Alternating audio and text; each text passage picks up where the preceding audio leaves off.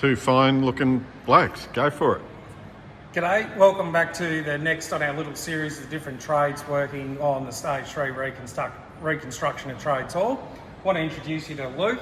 He's the head Sparky on site doing all the electrical work and so on, and he's got a bit of a big task because if you cast your mind back to 1859, they used to light the rooms with whale oil candles. From there they moved to gas, then they went to electricity, and now we've got solar on the roof, which is currently off, but Luke's going to get it back on real quick for us and future-proof us. So, g'day Luke.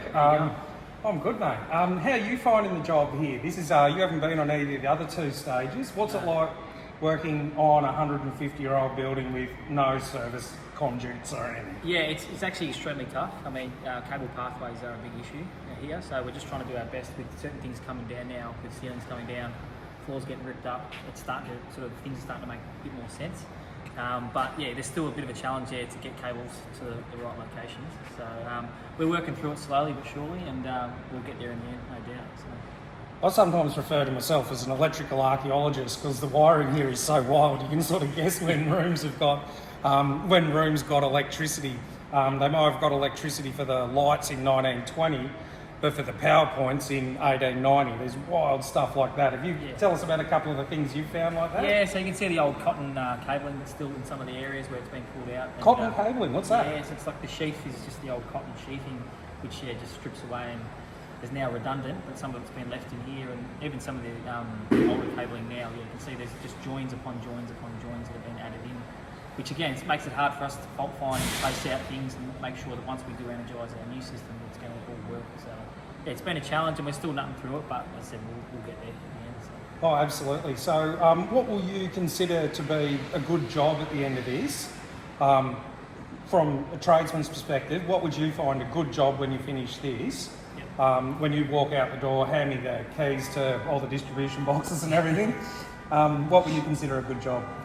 For us, it's always thinking about the next people to come in and making it very user-friendly for the next people to come, especially for you doing the maintenance on the place. It's just going to make your life a lot easier. Your schedules will be up to date, and just walking away knowing that, you turn this circuit breaker on, it actually does what it says on the schedule.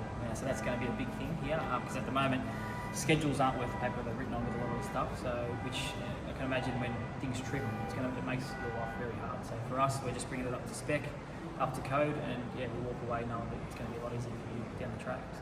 Well, I think right there we should have a shout out to Ben from Redline Electrical, who's been helping. That's our maintenance Sparkies, proud ETU members as well. Yep. And I think Ben will probably buy you a beer at the end of this job for making his life a lot easier. Yeah, well, I probably should buy him a beer as well because he's made my life a lot easier. Fantastic.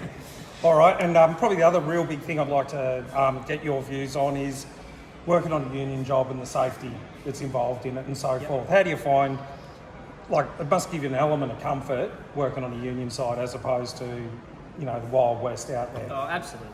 100%. The union are always there to back us with the safety when it comes to safety, and you just know you've got someone on your side. I mean, our Inova itself are a fantastic company for safety, and always have been. But on site, our representation is always what helps us out there, especially having someone to go to when we do have issues, and knowing that we can raise it in a safe environment. It's really good. So. Fantastic. All right then, Luke. Well, we've held you up. We need Luke to keep getting rid of my career as an electrical archaeologist and keeping everyone safe at the hall. Thanks very much, mate. Good on you. Cheers.